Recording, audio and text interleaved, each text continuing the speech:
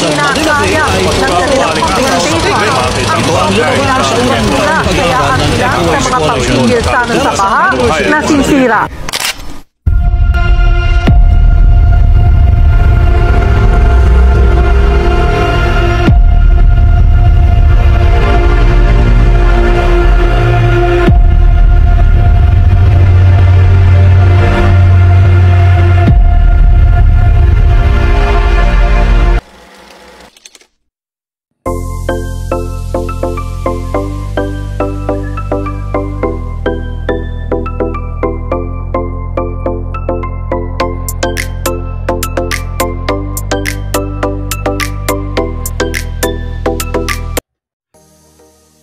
Good day everyone, I'm Alimel Cardimsi Cardenas and I will share some problems in our barangay.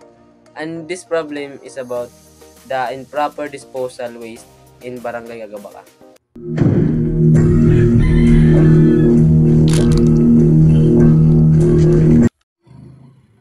In Barangay Cagabaca, many people throw garbage carelessly on streets and canals.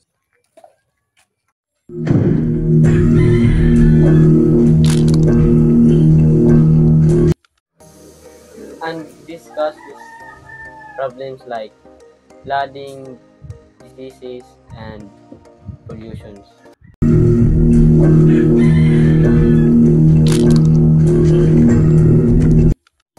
So to solve this, we have to practice proper waste segregation.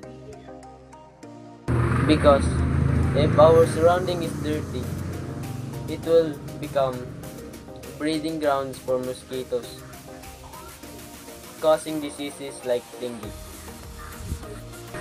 And by doing this, it cannot put our health and safety at risk.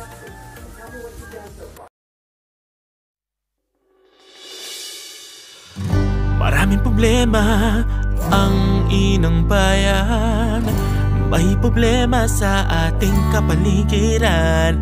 Walang kahinatnan kung kanya-kanya lamang at sarili lang ang iniisip.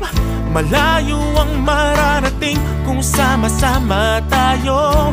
Lunas ay darating, halika na.